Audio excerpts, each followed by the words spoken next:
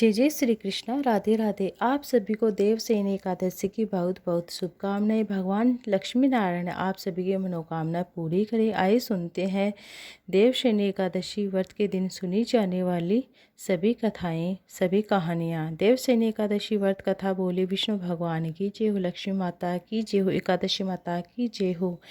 एक समय अर्जुन ने भगवान श्री कृष्ण से कहा, हे केशव, आषाढ़ मास के शुक्ल पक्ष की एकादशी का क्या नाम है? इस एकादशी के दिन किस देवता का पूजन किया जाता है? इस एकादशी के व्रत को करने का क्या विधान है? सारी बातें मुझे विस्तार से कहिए। तब भगवान श्री कृष्ण ने कहा, हे अर्जुन, एक बार नारद जी ने ब्रह्मा जी से यही प्रश्न पूछा था। तब ब्रह्मा जी ने कहा कि नारद मुनि, तुमने कलयुग में प्राणी मात्र के उद्धार के लिए बहुत ही अच्छा उत्तम प्रश्न किया है।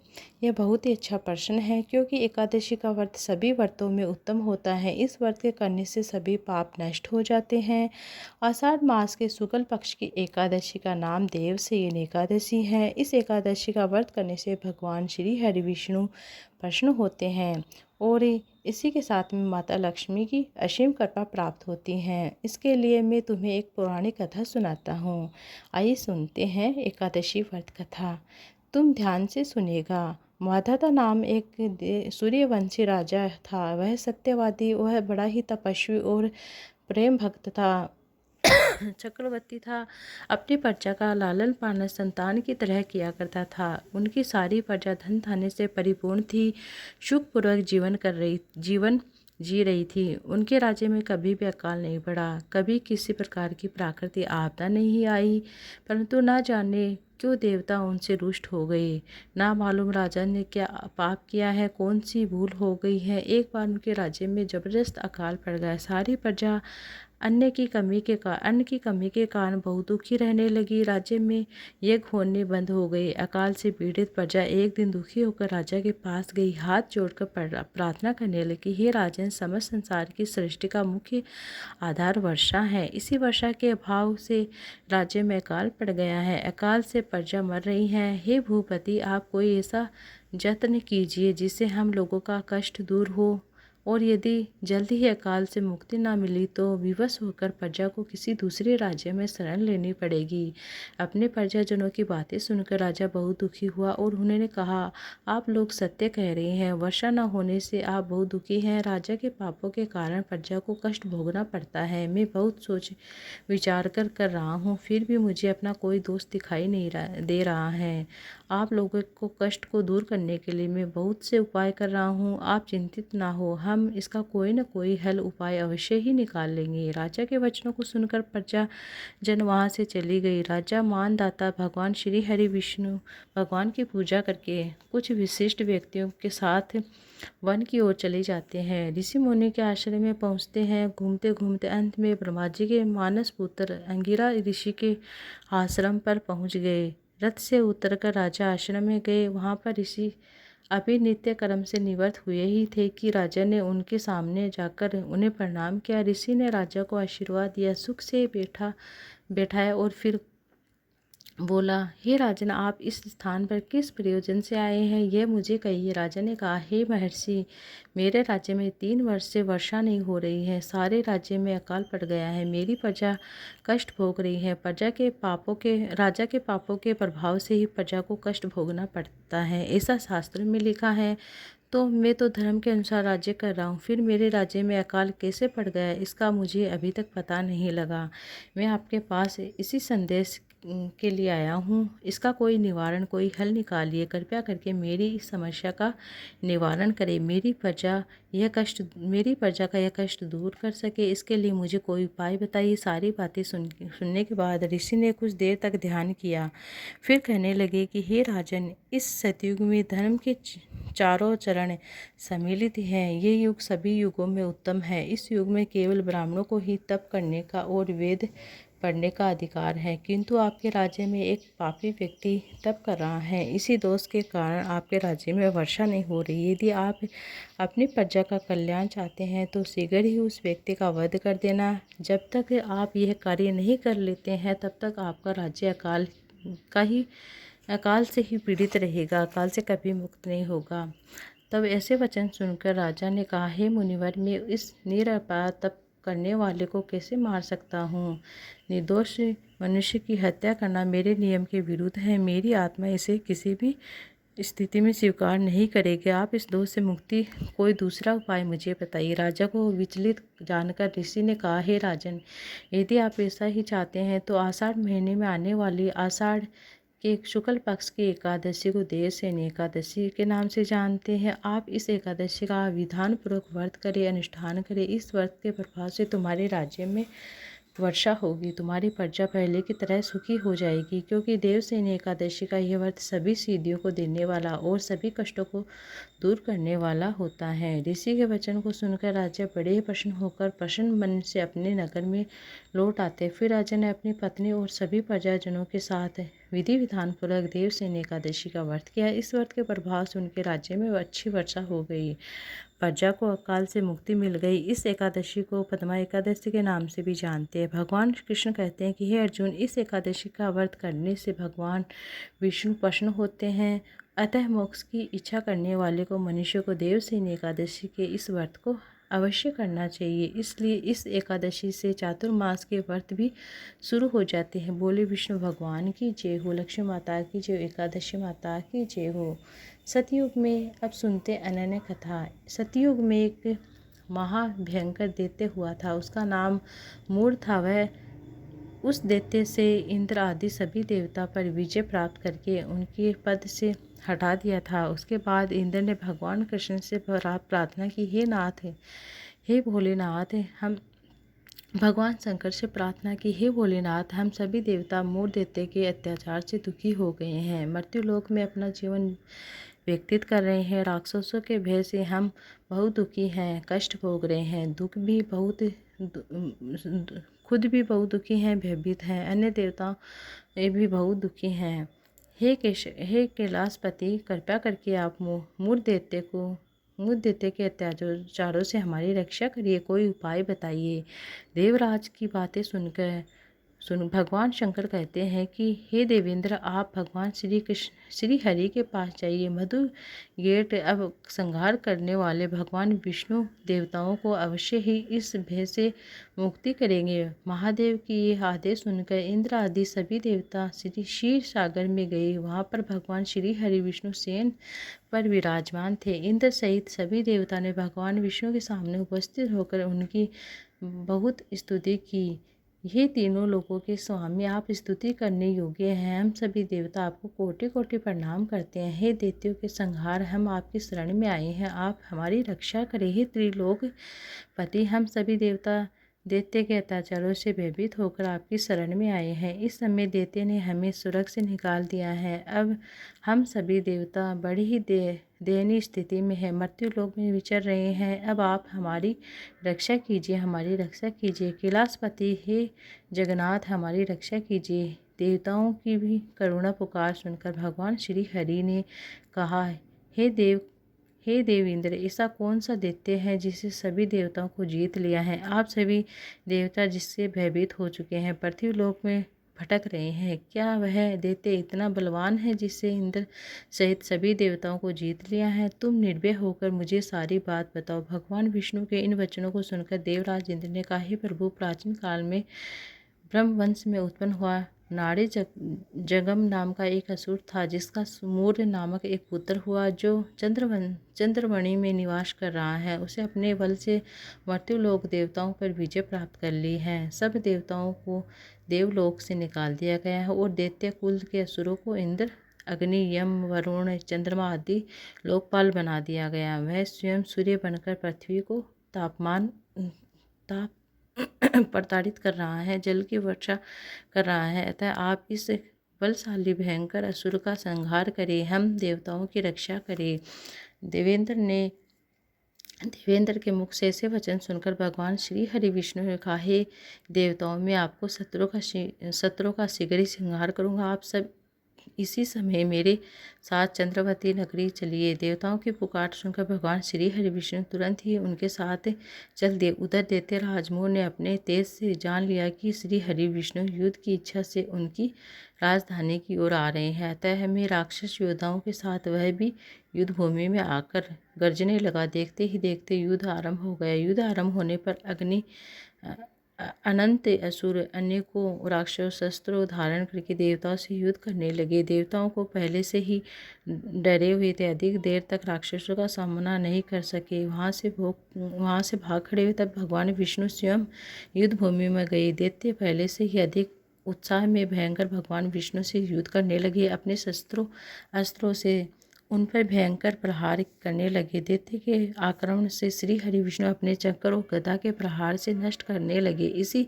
युद्ध में अनेकों दैत्य सदा के लिए मरते। उसका तो जैसा अभी तक बाल भी बांका नहीं हुआ, वह बिना डरे हुए युद्ध कर रहा है। भगवान विष्णु मुर को मारने के लिए जिन जिन अस्त्रों का प्रयोग कर रहे हैं वे सभी तेज से नष्ट होते जा रहे हैं। उन पर पुष्पों के समान गिरे हैं। अनेकों अस्त्र शस्त्रों का प्रयोग करके भगवान श्री हरि विष्णु ने नहीं जीत सके। तब वे आपस में मल्ल युद्ध करने लगे। भगवान श्री हरि विष्णु उस असुर से देवताओं के लिए हजारों वर्षों तक युद्ध करते रहे, पर उस असुर से विजय न हो सकी। अंत में भगवान विष्णु शांत होकर विश्राम करने की इच्छा से वज्र आश्रम की स्थिति में चले गए। 33 कोस लंबी एक द्वार वाली हेमवती नाम की गुफा में प्रवेश कर गए। उस गुफा में प्रभु ने शयन किया। भगवान विष्णु के पीछे वह दैत्य भी गुफा में चला जाता है। भगवान श्री हरि विष्णु को सोता देखकर वह उन्हें मारने को दौड़ता है। वह सोच रहा है कि आज मैं अपने चीड़ शत्रु का अंत करने सदा सर्वदा के लिए निष्क हो जाऊंगा, परंतु उसकी यह इच्छा पूरी ना हो सकी, क्योंकि उसी समय भगवान विष्णु की संदेश से नित्य वस्त्र धारण की हुई एक अत्यंत मोहिनी कन्या उत्पन्न हो जाती है। राक्षस को ललकार कर उसके युद्ध करने लगती है। उस कन्या को देखकर राक्षस को घोर आश्चर्य हुआ। वह सोचने लगा कि ऐसी दिव्य कन्या कहाँ से उत्पन्न हुई। उसके बाद वह असुर उस कन्या से निरंतर युद्ध करता है। कुछ समय व्यतीत होने पर उस कन्या ने क्रोध में आकर उसकी अस्त्र शस्त्र के टुकड़े टुकड़े कर दिए, उसका रथ भी तोड़ दिया। अब दैत्य को बड़ा क्रोध आया, सारी मर्यादा भंग कर दी। कन्या से मल्ल युद्ध करने लगा। उस तेजस्वी कन्या ने उस राक्षस को एक प्रहार से मूर्छित कर दिया। उसकी मूर्छा टूटने से पहले ही उसका शीश काटकर धड़ से अलग कर दिया। सिर कटने पर असुर पृथ्वी पर गिरकर मृत्यु को प्राप्त हुआ। शेष बचे हुए असुर अपने राजा का ऐसा दुख अनंत देखकर भयभीत होकर पाताल में चले गए। भगवान विष्णु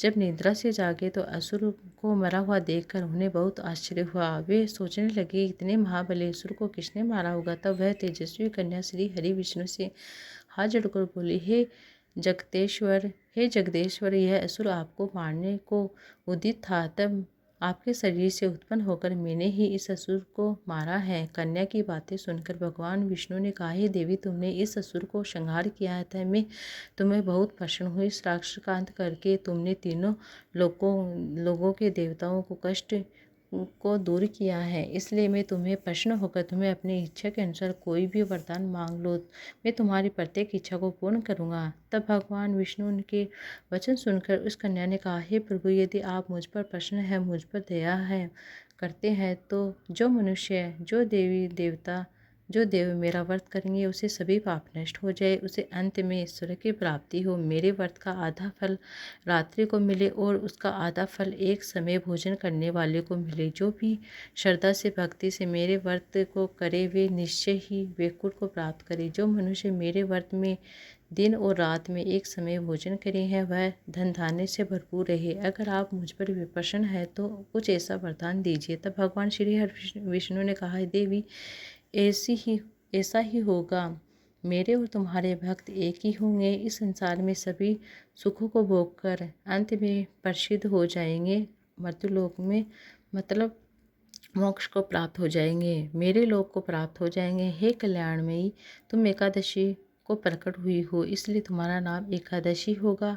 जो भी मनुष्य तुम्हारा व्रत करेंगे उनके सभी पाप समूल नष्ट हो जाएंगे। अब तुम मेरे लिए तीज, अष्टमी, नवमी और 14 से भी अधिक प्रिय हो। तुम्हारे व्रत का फल सब तीर्थों में फल से महान होगा। यह मेरा कथन है और इतना कहकर भगवान श्री हरि विष्णु से वहाँ से अंतर्धान हो जाते। व्रत में एकादशी माता की इस कथा को जो भी सुनता है, कहता है, सुनाता है, उसके सभी पाप नष्ट हो जाते हैं, उसे अपने एकादशी व्रत का पूरा फल प्राप्त हो जाता है। बोले एकादशी माता की जय हो, बोले श्री हरि विष्णु नारायण की जय हो।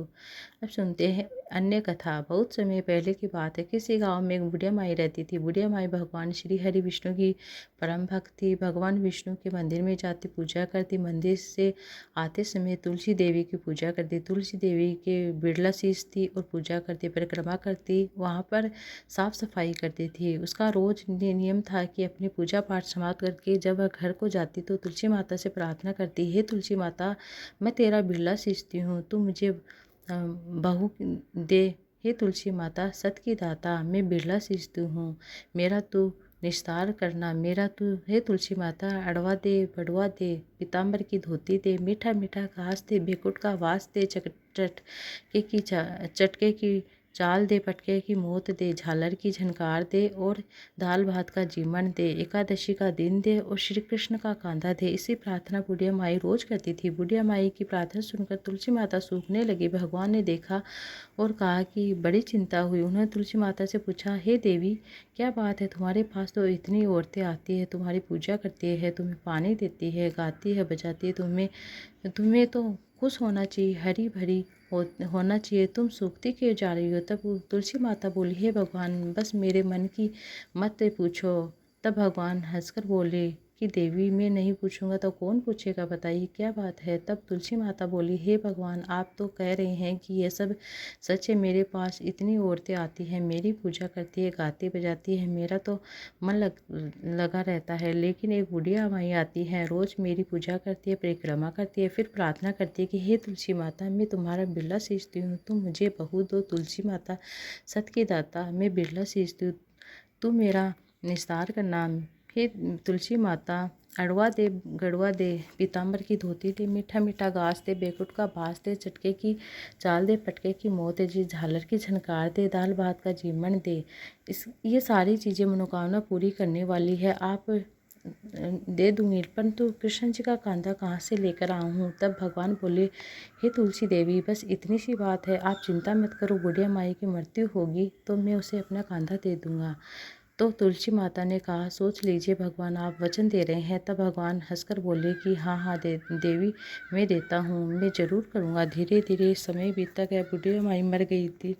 दिन भगवान विष्णु के मंदिर में जाती और तुलसी माता की पूजा करती, प्रार्थना करके घर आ जाती। एक दिन की बात है कि एकादशी का दिन था। बुढ़िया माई तुलसी माता की पूजा प्रार्थना करके अपने घर को आ रही थी, तो आते समय उसे ठोकर लगी, उसे ठोकर खाकर गिर पड़ी। गिरते ही बुढ़िया माई की मौत हो गई, प्राण निकल गए, उसकी मृत्यु हो गई। बुढ़िया माई को गिरते देखा तो सभी लोग बुढ़िया माई को उठाने लग गए, लेकिन पतले दुबले शरीर की बुढ़िया माई इतनी भारी हो गई कि 4-5 लोग मिलकर भी उन्हें उठा नहीं पा रहे थे।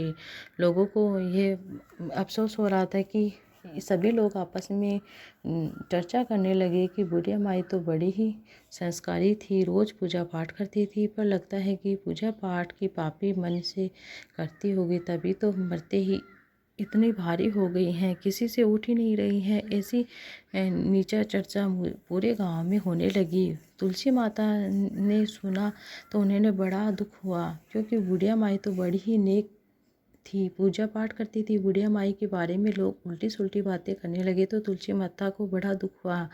उन्हें भगवान कृष्ण को याद किया, हे भगवान, आपको वचन पूरा करने का समय आ गया है। अब तुलसी माता बुला भगवान कृष्ण न आए ऐसा हो नहीं सकता। भगवान तुरंत ही एक बूढ़े ब्राह्मण का वेश धारण करके आए। भगवान को आया देखकर तुलसी माता ने भी एक ब्राह्मणी का वेश बना लिया। आकर ब्राह्मण अपने भगवान ने सब लोगों से पूछा, क्या बात है, इतनी भीड़ क्यों हो रखी है? तब सभी लोग कहने लगे कि एक बुढ़िया माई मर गई है, बहुत पापिनी थी, इसलिए इतनी भारी हो गई है कि किसी से उठ ही नहीं रही है। तब अब देखो कि पंडित ज्योतिष बुलाएंगे, वेशा करेंगे।